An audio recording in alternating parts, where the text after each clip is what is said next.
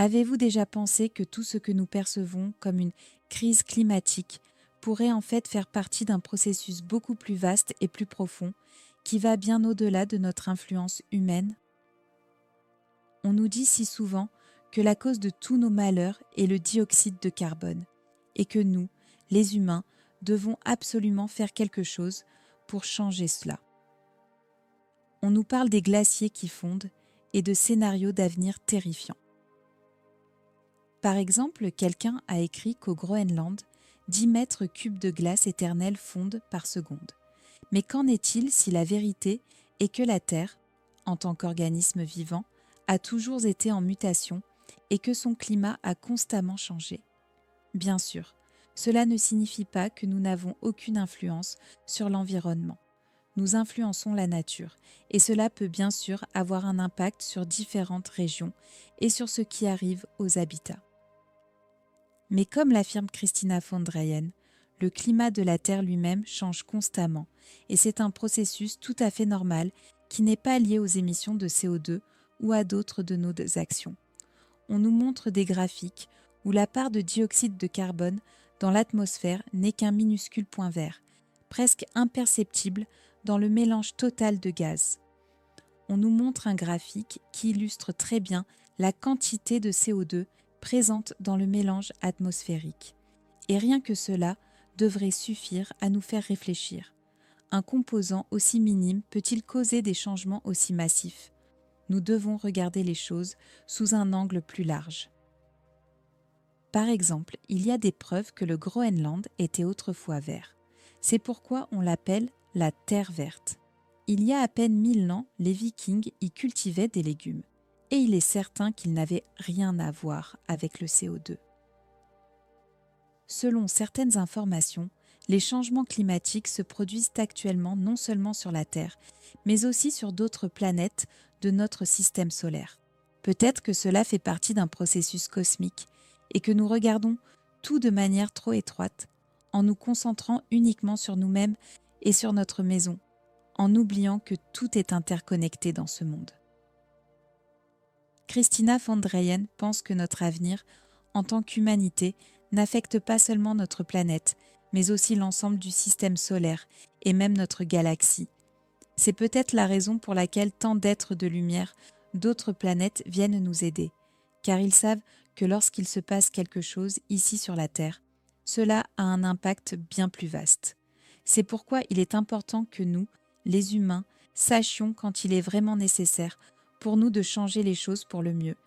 Et quand on nous dit de changer quelque chose, alors que rien n'a besoin d'être changé. Nous n'avons rien à faire concernant le réchauffement climatique, car cela n'a rien à voir avec nous. Au lieu de nous soucier de ce que nous ne pouvons pas contrôler, nous devrions nous concentrer sur ce qui est réellement en notre pouvoir. Prendre soin de la nature et les uns des autres. C'est ce à quoi nous devrions penser, et aussi à la manière dont nous pouvons cesser de nuire à la nature pour vivre en harmonie avec elle, en tant que partie d'un tout.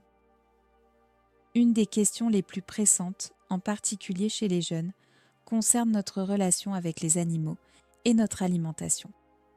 Comme le dit Christina von Dreyen, nous vivons à une époque où nous n'avons plus besoin de tuer des animaux pour survivre.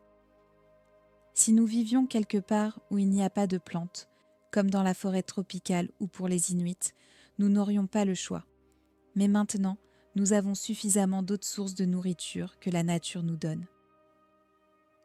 Tuer des animaux pour les manger est devenu superflu et inutile, car nous n'y sommes plus obligés. Notre alimentation est directement liée à notre conscience.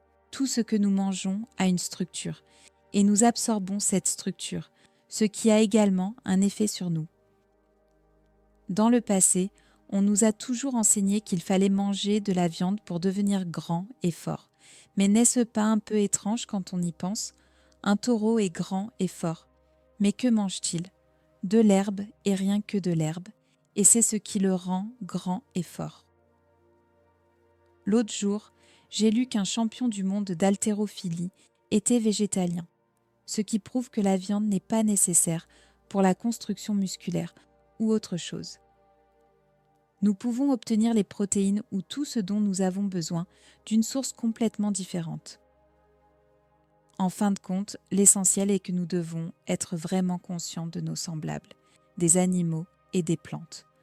Alors toute la terre pourra guérir à nouveau, pour que tout le monde se sente bien et que les animaux puissent vivre selon leurs besoins. Car ils ont aussi des sentiments, des pensées et une âme. Bien sûr, la question se pose, est-ce que cela fait mal de manger des plantes ? Christina von Dreyen a répondu à cette question. Elle a dit que les plantes réalisent ce qui leur arrive, mais beaucoup d'entre elles poussent naturellement de telle sorte que la nature nous les donne. Mais nous tuons des animaux. Et pour elles, c'est différent. Elles ne trouvent rien dans le collectif des animaux qui indique qu'ils ont été créés pour être mangés par nous. Il existe certainement des plantes où cela est inhérent, mais elles ne pensent pas que ce soit le cas pour les animaux. Comment en sommes-nous arrivés à perdre notre connexion avec les animaux et à les transformer en bétail ? C'est une bonne question. Elle pense qu'au tout début, c'était lié au fait que nous avons oublié et aussi que beaucoup de gens étaient dans une situation de survie dans le passé. Il y avait aussi une question d'enfants qui ont vu un renard manger des canetons et qui voulaient savoir pourquoi les animaux mangent d'autres animaux.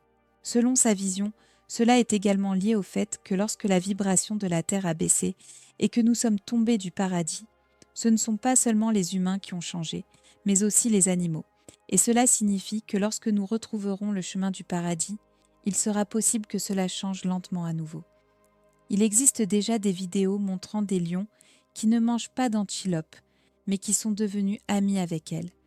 Et elles pensent que lorsque la Terre retrouvera une vibration plus élevée et que nous, en tant que société, changerons vraiment, les animaux seront entraînés dans ce mouvement.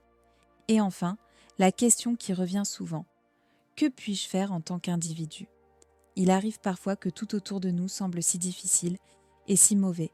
On se demande si le fait de se changer soi-même fait vraiment une différence. Nous sommes tous connectés les uns aux autres, et tout ce que nous pensons, ressentons et faisons va dans le champ collectif. Lorsque nous avons un beau sentiment et que cela va dans le collectif, nous ne savons pas si la personne qui se met à rire en Chine le fait à cause de nous. Nous vivons dans une si petite... Nous ne voyons qu'une petite partie de tout ce qui se passe. Et si ce que nous mettons dans le champ déclenche quelque chose en dehors de notre section, nous pensons que rien ne se passe parce que nous ne le remarquons pas. Et même si cela n'a pas d'effet immédiat physiquement, quelque chose se passe toujours énergétiquement. Si nous voulons un monde beau, idéal et pacifique, nous pouvons tous commencer par nous-mêmes.